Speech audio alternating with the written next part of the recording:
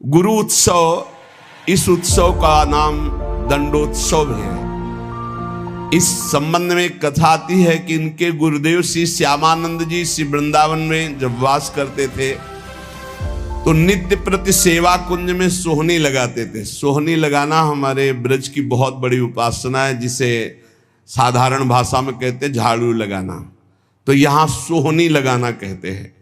तो रोज सेवा कुंज में सोहनी लगाते थे। सेवा कुंज में प्रिया प्रीतम नित्य विहार करते हैं तो इनको एक अपार सुख मिलता कि मेरे श्यामा श्याम यहाँ विहार करते, मुझे सोहनी सेवा का सौभाग्य मिला, मैं उनकी दासी हूं। बाहर वो सोहनी लगाते समय बड़े गौर से वो एक एक लता के नीचे एक एक चरण चिन्ह को देखते, कहीं प्रियालाल के चरण चिन्ह तो नहीं है, कहीं किसी लता के नीचे प्रियालाल विराजमान तो नहीं हुई। प्रियालाल के चरण चिन्हों के कभी कभी उनको दर्शन हो जाते तो बड़े भाव में मगन हो जाते। कभी कभी युगल चरणारविंद के दर्शन होते। कैसे पहचान होती कि प्रियालाल के चरण चिन्ह? क्योंकि प्रियालाल के चरण में 19 चिन्ह हैं, चरण चिन्ह। सबके साधारण चरण ऐसे, प्रियालाल के चरणों में चरण चिन्ह हैं, उनको देखकर पहचान होती ये युगल सरकार के चरण चिन्ह हैं। बड़े भाव में मगन हो जाते सोहनी लगाते हुए। सेवा कुंज में सोहनी सेवा करते। एक दिन प्रियाजू ने इन्हें दर्शन देने की इच्छा की। सेवा में बड़ी सामर्थ्य, इसीलिए कहते हैं कि वृंदावन में कहीं भी थोड़ी सोहनी लगा दोगे तो तुम्हारे भाग्य में सोहनी लग जाएगी, सब कूड़ा करकट अशुभ प्रारब्ध नष्ट हो जाएगा। श्री जी की इच्छा हुई दर्शन देने की, पर श्री जी सीधे दर्शन नहीं दे सकती। जब तक किसी सखी का कृपा प्रसाद नहीं प्राप्त होगा तो श्री जी इच्छा भी करेंगी तो दर्शन नहीं दे पाएंगे। इसलिए ये आचार्य रूपा सहचरियां, इनकी कृपा पहले प्राप्त होनी चाहिए, तब श्री जी के दर्शन होंगे। नहीं, श्री जी के दर्शन की एक मर्यादा है, बिना सखी के दर्शन के, बिना सखी अनुग्रह के श्री जी का दर्शन। इच्छा हुई श्री जी के दर्शन की तो डायरेक्ट आकर के दर्शन नहीं दिया। अनुग्रहमयी श्री जी ने पहले सखी की अनुकूलता हो, सखी दर्शन दे, तब दर्शन का विधान बने।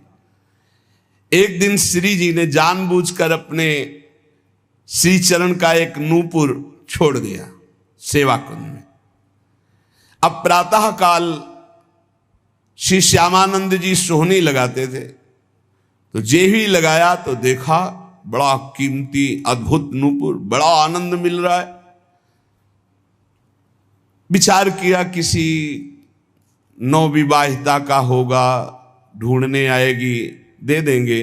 तो अपने अचला की छोर में संत हैं, बांध कर अपने माथे पे रख के साफा बांध के सोहनी लगाने लगे।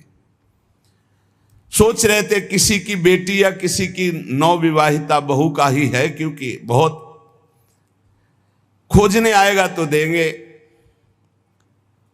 श्री जी ने अपने आभूषण श्री ललिता जी से कहा कि संभाल करके मंगला के आभूषण रखो। तो उनमें कहा, प्यारी जी आपके एक श्री चरण का नूपुर तो है ही नहीं। जानबूझ के श्री जी ने गिराया था, क्योंकि जब तक सखी कृपा नहीं होगी तब तक श्री जी दर्शन नहीं देंगे।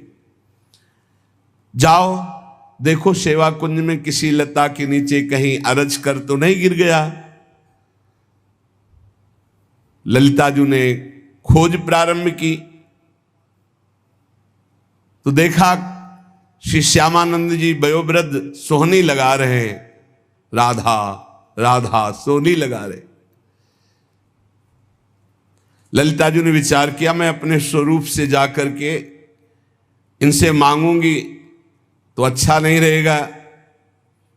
तो साधारण वेश में गई और कहने लगी कि बाबा यहां सोहनी लगाते नूपुर तो नहीं मिला, यदि मिला हो तो मुझे दे दीजिए। तुम्हारा तो नूपुर नहीं हो सकता, क्योंकि साधारण वेश में ललिता जी थी। अब मेरा नहीं, मेरी बहू का है। लाओ। नहीं, ऐसे तो मैं नहीं दूंगा।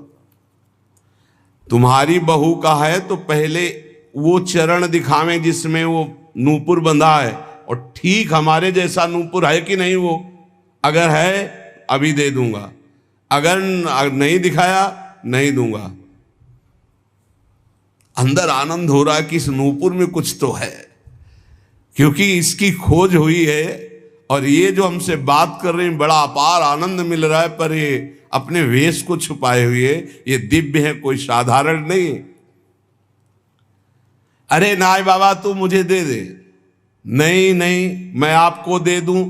और थोड़ी देर बाद जिस बहू का गिरा है या जिस बेटी का गिरा है वो आके बोले कि मेरा नूपुर, तो हम तुम्हें कहां खोजेंगे? नहीं, हम तभी देंगे जब दूसरे चरण का नूपुर पहना के, तब हमें वो नूपुर वहां, तो ये नूपुर ले उनके चरण में बांध। बहुत हट किया ललिता जी ने, नहीं दिया।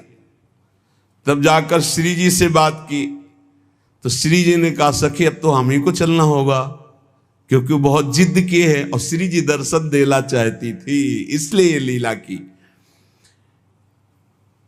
और सखी देखिए रोज मेरी कुंज की सेवा सोहनी सेवा करता है, चलो इसको निहाल करते हैं। देखो कैसी हमारी करुणामयी स्वामिनी,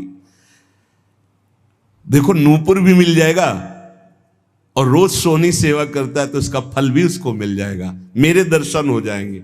श्री जी उतावली है दर्शन देने के लिए, इसलिए हमारी स्वामिनी जैसा स्वभाव किसका, सहज स्वभाव पर्यो नवल किशोरी जी को मृदुता दयालुता कृपालुता की राशि है, स्वयं दर्शन का विधान बनाती, अपने नूपुर छोड़ दिए।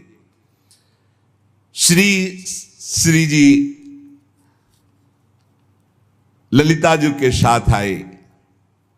ललिता जी ने कहा देखो इनके चरणों की तरफ देखो, वो नूपुर है ना, ऐसा है ना नूपुर, उतारे देख, हाँ साष्टांग चरणों में लौट गए। श्री जी की करुणा देखी, इशारा किया मैं बांधू।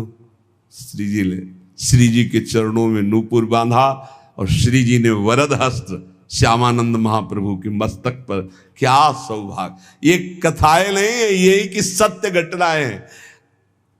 ये घर है श्री जी का घर, ऐसा न समझो किसी युग की कोई हम कथा कह रहे हैं, ये घर है श्री जी का प्यारे। यहां आज भी श्री जी कैसे तुम्हें हम बताए, बस वाणी की सामर्थ्य नहीं, कहा कहो एक जीव सखीरी बात की बात बात। श्री जी दुलार कर रहे श्यामानंद, मेरी कुंज की सोहनी लगाने वाली मेरी ये सखी है, दुलार कर रहे। अपने कर कमल से श्री जी के अति दुर्लभ ब्रह्मेश्वरादि सुदरूह पदारविंद, उनमें नूपुर पहला रहे श्री श्यामानंद जी। श्री जी बहुत प्रसन्न है, लौट गए फिर चरणों में, तो अपने श्री चरणों की जो नूपुर बांधा था वही झनकारते हुए ऐसे मस्तक में किया, तो नूपुर की दिव्य छाप श्यामानंद महाप्रभु के मस्तक पर पड़ गई। अब तो प्रेम मगन डूबे हुए आए, तो उनके गुरुदेव श्री हृदयानंद जी ने देखा, श्यामानंद जी के मस्तक में छाप देख करके कहा कि ये आज कौन सी मस्ती है, और ये संप्रदाय के विरुद्ध छाप कैसी लगा ली, नूपुर की और ऊपर से रज, तो वैसे चिन्ह बल गए।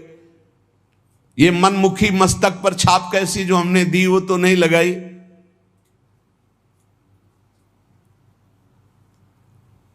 अब उन्होंने जानबूझकर थोड़ी, ये तो श्री जी का कृपा प्रसाद प्राप्त हुआ था। उन्होंने कहा कि ये मनमुखी छाप गुरुदेव नहीं है, ये इष्ट देव ने छाप लगाई है। डांट करके कहा नहीं नहीं, ऐसा लगता है, देखो ध्यान से समझने की बात है कि भला श्री जी ऐसे कैसे, देखो बड़े यहां रहस्य की बात है। यदि दैन्य होकर आप भगवत आराधना में हो तो गुरु को भी पता नहीं लग सकता ऐसी शिष्य की ऊंचाई हो सकती है। शिष्य की ऐसी ऊंचाई हो सकती कि गुरु को भी पता नहीं लग सकता। ध्यान दो, बड़ा विचित्र ये खेल है। दैन्यता से नाभाजी सेवा में लगे हैं तो अग्रदेवाचार्य की जहां स्थिति मानसिक सेवा में, वहां वो तो विचार में लगे, वो पंखा से हटा दिया जो जहाज डूब रहा था सेवक का, उसको। कितना बड़ा महान ये बात है। शिष्य की मानसिक स्थिति गुरु को पता हो, ये कोई बड़ी बात नहीं, लेकिन गुरु की मानसिक स्थिति में शिष्य का प्रवेश हो जाना ये बहुत बड़ी बात है। हृदयानंद जी ने सोचा ये बहाना बना रहा है, डांट कर का इसे शीघ्र धो डालो, जो आज्ञा। श्यामानंद जी ने बहुत धोया, रगड़ रगड़ के, छाप नहीं छूटी।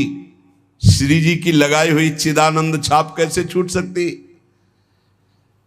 हृदयानंद जी ने तो यह अर्थ लगाया कि इन्होंने ठीक से धोया नहीं, अतः स्वयं बोले इधर आओ, और रगड़ रगड़ के इतना घसा कि मस्तक से रक्त निकलने लगा, पर छाप नहीं छूटी। तब वो सहम गए और कहा सत्य, श्री जी की छाप लगाई हुई है। तो उनका हां गुरुदेव, उनका धन्य है, तुम्हारा जीवन धन्य। विश्वास हो गया कि श्री जी ने तुम्हें स्वीकार कर लिया है। जो वैष्णव जन और सब थे बोले धन्य है। पर हृदयानंद जी ने कहा कि फिर भी हम ये मानेंगे कि तुमने हमारे तिलक की जगह छाप लगाई, इसलिए अपराध है। इसलिए हम वैष्णव समाज में दंड निर्धारित करेंगे।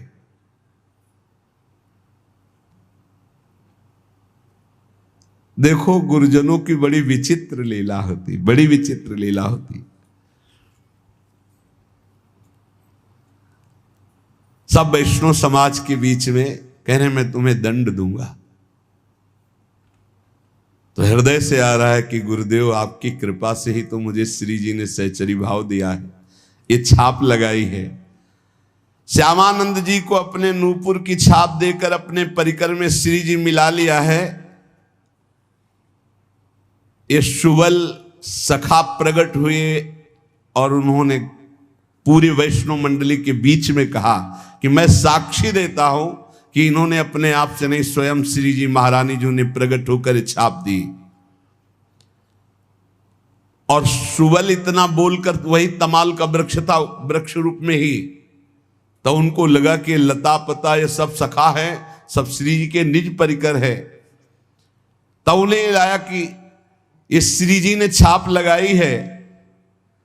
तत्काल दिव्य वाणी हुई, हृदयानंद जी अब तो विश्वास कर लो कि तुम्हारा शिष्य जहां तुम्हारी पहुंच नहीं वहां है, श्री जी के निज परिकर में मिल चुका है। अब वो सहम गए। अगर दैन्य शिष्य है और गुरु थोड़ा भी मनमानी कर जाए तो गुरु के भी हृदय में दाह जलन पैदा हो जाएगी। मान गए श्री हृदयानंद जी। श्री हृदयानंद जी मान तो गए, लेकिन उनका हृदय जलने लगा कि गलती हो गई, शिष्य के प्रति गलती हो गई। वैष्णवों ने कहा कि देखो हृदयानंद जी, आपने हम सबको एकत्रित किया था श्यामानंद जी को दंड देने के लिए, लेकिन आज हम आपके ऊपर दंड लगा रहे हैं क्योंकि आपने गलत किया। अपने शिष्य के माथे को इतना रगड़ा, रक्त प्रवाह, और वो कह रहे हैं श्री जी ने किया, फिर भी आप नहीं मान रहे। तो तमाल वृक्ष से सुबल सखा प्रकट होकर के साक्षी दिया। तो अब ये दिव्य है जो वाणी आपके अंदर आकर विश्वास दिलाई, तो अब हम आपको क्षमा नहीं करेंगे।